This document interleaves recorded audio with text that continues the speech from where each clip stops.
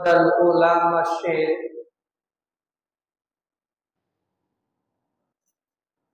চতুর্থ নম্বর জুমায় আল্লাহ সুবহানাহু ওয়া তাআলা আমাদেরকে বিভিন্ন প্রকারের কাজ কাম থেকে ফারেক করে আল্লাহর ঘর মসজিদে আসার তৌফিক দান করেছেন। এজন্য আমরা সবাই জবান খুলে আওয়াজ করে কালিমাতুশ শুকর আদায় করি, বলি আলহামদুলিল্লাহ। মুহতারাম হাজরিন, আমরা ধারাবাহিকভাবে আলোচনা শুনছি মৃত্যু সম্পর্কে। মৃত্যু সম্পর্কে আলোচনা সহজে বোঝার জন্য ৬টি প্রকার করেছি। ৩ নাম্বার প্রকারের আলোচনা শুনছি। ৩ নাম্বার প্রকার হচ্ছে মরণকালে শয়তানের ধোঁকা। মরণকালে শয়তানের ধোঁকা, এটা কি কোরআন হাদিস দ্বারা প্রমাণিত? হ্যাঁ, প্রমাণিত। কিভাবে ধোঁকা দেয়? মরণকালে শয়তান ধোঁকা দিয়েছিল, পতিত হয়নি, এরকম ৩টি ঘটনা। মরণকালে শয়তানে ধোঁকা দিয়েছিল, পতিত হয়েছে, এরকম ৩টি ঘটনা আমরা গত ২ জুমায় আলোচনা শুনেছি। প্রিয় হাজরিন, আজকে আমরা আলোচনা শুনব মরণকালে শয়তানের ধোঁকা থেকে, আক্রমণ থেকে, কুচা মারা থেকে কিভাবে বাঁচব, কি আমল করলে বাঁচা যায়। দেখুন, মোটা আকারে বলবো যে আপনি মরণকালে শয়তানের ধোঁকা থেকে বাঁচতে পারবেন যদি আপনি আল্লাহ এবং তার রাসূলের উপর ঈমান আনেন, এর উপর অবিচল থাকেন, অটল থাকেন। তো এই ব্যাপারে আল্লাহ সুবহানাহু ওয়া তাআলা সূরা হামিম সিজদা ৩০ নম্বর আয়াতে বলেন, ইন্নাল্লাযীনা ক্বালু রাব্বুনাল্লাহ,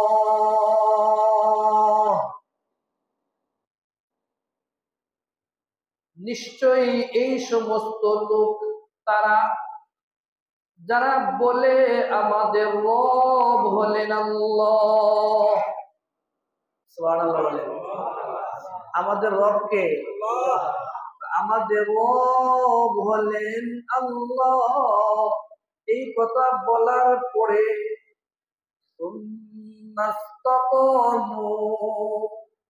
এর উপর অবিচল অটল থাকে, ওই সমস্ত মানুষকে আল্লাহ সুবহানাহু ওয়া তাআলা মরণকালে শয়তানের ধোঁকা থেকে হেফাজত করে ঈমানের সাথে মৃত্যুদান করবেন। সুবহানাল্লাহ, সুবহানাল্লাহ। প্রিয় হাজরিন, সুম্মাস্তাকামু, যে ঈমানের উপর অবিচল অটল থাকা, এর একটা ছোট্ট করে একটা ঘটনা বলি। তো দেখেন, বাংলাদেশ পাকিস্তান যখন একসাথে ছিল, এই পূর্ব পাকিস্তান পশ্চিম পাকিস্তান একসাথে ছিল, তখন আইয়ুব খান দেশ পরিচালনা করছে। তখন তিনি একটা কোরআনের আয়াতকে বিকৃত করে একটা আদেশ জারি করেছে। বাংলাদেশের খতিবে আজম মুনাজিরে জামান মুজাদ্দিদে মিল্লাত শামসুল হক ফরিদপুরি রহমাতুল্লাহ আলাইহি তিনি বলেন, আয়াত কান কাফের হো গিয়া, পত্রিকায় লিখে দিয়েছে। সুবহানাল্লাহ বলেন। বাদশার ব্যাপারে, রাজার ব্যাপারে এরকম কথা লেখছে। আইয়ুব খান তাকে বিনয়ের সহিত বলল যে, হযরত, আপনি এই কথাটা একটু ঘুরিয়ে লেখেন, এজন্য আমি আপনার লালবাগ মাদ্রাসায়, ফরিদাবাদ মাদ্রাসায় যে পরিমাণ টাকা লাগে দিব, শামসুল হক ফরিদপুরি রহমতুল্লাহ আলাইহি বলেছিলেন যে টাকা এবং পয়সা দিয়া মানুষ, টাকা এবং পয়সা দিয়া গরু আর ছাগল কিনা যায়, মানুষের ইমান কিনা যায় না। টাকা আর পয়সা দিয়া গরু আর ছাগল কিনা যায়, মানুষের ইমান কিনা যায় না। আমি যা বলছি আপনি কাফের হোক। তখন আইয়ুব খান বলছিল পাঠান কা বাচ্চা বলছি ঘুরাইয়া লেখো। আর শামসুল হক ফরিদপুরি রহমতুল্লাহ আলাইহি বলেছিলেন মুসলমান কা বাচ্চা কাফের, আইয়ুব খান কাফের হো গিয়া। আমি মুসলমানের বাচ্চা, আমি কারোর কাছে মাথা নত করি না, ঠিক না ঠিক? আর ইমান বিক্রি করি না, এই কথাটাই আল্লাহ সুবহানাহু ওয়া তাআলা বলেন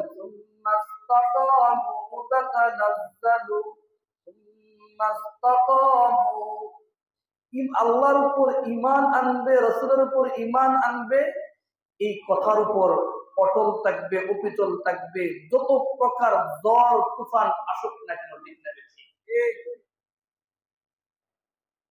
দেখুন আমাদের সামনে আসছে 15ই ফেব্রুয়ারি, তো সারা বিশ্বের বড় বড় আলেম ওলামারা সোহরাওয়ার্দী উদ্যানে কাদিয়ানীদেরকে কাফের ঘোষণা করার জন্য সরকারের কাছে আবেদন করছে, এবং বাংলাদেশের সকল আলেম ওলামারা এবং তৌহিদি জনতা মুসলমানরা তাদের এটা প্রাণের দাবি। এখানে আপনারা সবাই শরীক হবেন, এটা ইমানের দাবি, ঠিক না ঠিক? যাই হোক, এইদিকে যাচ্ছি না, শুধু দাওয়াতটা দিয়ে রাখলাম। আল্লাহ সুবহানাহু ওয়া তাআলা বলেন যে সুন্নাস্তাকামু তাতানাজ্জালু আলাইহিমুল মালাইকা, যে ব্যক্তি আল্লাহ এবং তার রাসূলের উপর ঈমান আনার পরে, যে সমস্ত লোক তারা ঈমান আনার পরে এই কথার উপর অবিচল অটল থাকবে, আমি রব উপর থেকে ফেরেশতা পাঠিয়ে দিয়া মৃত্যুর সময় মরণকালে শয়তানের ধোঁকা থেকে হেফাজত করে ঈমানের সাথে মৃত্যুদান করব। সুবহানাল্লাহ বলেন, সুবহানাল্লাহ। তাহলে আমরা মোটা আকারে পাইলাম আল্লাহকে রব হিসাবে মানে যারা, আর এর উপর অবিচল থাকে যারা, তাদেরকে আল্লাহ মরণকালে শয়তানের ধোঁকা থেকে এবং শয়তানের আক্রমণ থেকে হেফাজত করবেন, ঠিক না ঠিক? এই কথা তো গেলই। এখন আসুন যে আরো কিছু আমল আছে, এই আমলগুলো যদি আপনি করেন, যে আল্লাহ সুবহানাহু ওয়া তাআলা রহমতের ফেরেশতা পাঠাইয়া আপনাকে মরণকালে শয়তানের ধোঁকা থেকে হেফাজত করে ঈমানের সহিত মৃত্যু দান করবেন, বলেন সুবহানাল্লাহ। তো এরকম আমল হচ্ছে 19টা, আরো অধিক 19টা আরো অধিক। আমরা 4টি আমল নিয়ে কথা শুনছি। এর মধ্যে 1 নাম্বার আমলের কথা আমরা গত জুমায় শুনেছি, এটা হচ্ছে কুরআনুল কারীমের সাথে লেগে থাকা, কুরআনুল কারীমের সংস্পর্শে থাকা, কুরআনুল কারীমকে মাকসাদ বানানো, ঠিক না ঠিক? তো ওই কুরআনুল কারীমের সাথে যদি আপনি লেগে থাকতে পারেন, তো এই আল্লাহ সুবহানাহু ওয়া তাআলা আপনাকে মরণকালে শয়তানের ধোঁকা থেকে হেফাজত করে ঈমান নিয়ে মৃত্যুবরণ করার তৌফিক দান করেন, বলেন আমিন। 1 নাম্বার আমল আমরা আলোচনা শুনেছি, 2 নাম্বার আসে। তো 2 নাম্বার হচ্ছে আল্লাহওয়ালা ও নেককারদের সংস্পর্শে সোহবতে থাকা। তাহলে আল্লাহ আপনাকে এই আমলটা যদি আপনি করতে পারেন, তাহলে আল্লাহ সুবহানাহু ওয়া তাআলা আপনাকে মৃত্যুর সময়, মুসিবতের সময় ঈমান নিয়ে যাওয়ার তৌফিক দান করবেন। তো এই কথাগুলো আমি আরো পরিষ্কার করে বলছি। দেখুন, সোহবত কি দামি জিনিস, এই ব্যাপারে আল্লাহ সুবহানাহু ওয়া তাআলা কুরআনুল কারীমের সূরা তাওবার 119 নম্বর আয়াতে বলে, ইয়া আইয়ুহাল্লাযীনা আমানুত্তাকুল্লাহ, ও আমার ঈমানদার বান্দারা, ও আমার উম্মতে মুহাম্মাদিরা, ও শেষ নবীর উম্মতেরা, তোমরা হলে কুনতুম খায়রা উম্মাতিন, সকল উম্মতের শ্রেষ্ঠ উম্মত হলে তোমরা। তো তোমাদেরকে আমি ঈমানদার বলে ডাক দিছি, আমার বন্ধু হিসেবে ডাক দিয়ে বলি আমানুত্তাকুল্লাহ, তোমরা তাকওয়াবান হয়ে যাও, আল্লাহকে ভয় করো, পরহেজগারী হয়ে যাও। তো পরহেজগারী এবং তাকওয়াবান কিভাবে হইবা? তো বই পুস্তক পড়ে তুমি ইলম শিখতে পারো, বই পুস্তক পড়ে তুমি জ্ঞান অর্জন করতে পারো, এটা আক্ষরিক জ্ঞান। কিন্তু সোহবতের কারণে তুমি অনেক বড় হয়ে যাবে। দেখেন সাহাবায়ে কেরামের নাম সাহাবী কেন হলো? সোহবতের কারণে। সুবহানাল্লাহ, একটু আওয়াজ করে বলি। সাহাবীদের নাম সাহাবী কেন হলো? অন্য নাম হইতে পারলো না? বন্ধু হইতে পারলো না? সাদিকিন হইতে পারলো না? সিদ্দিকিন হইতে পারলো না? তো হয় নাই কেন?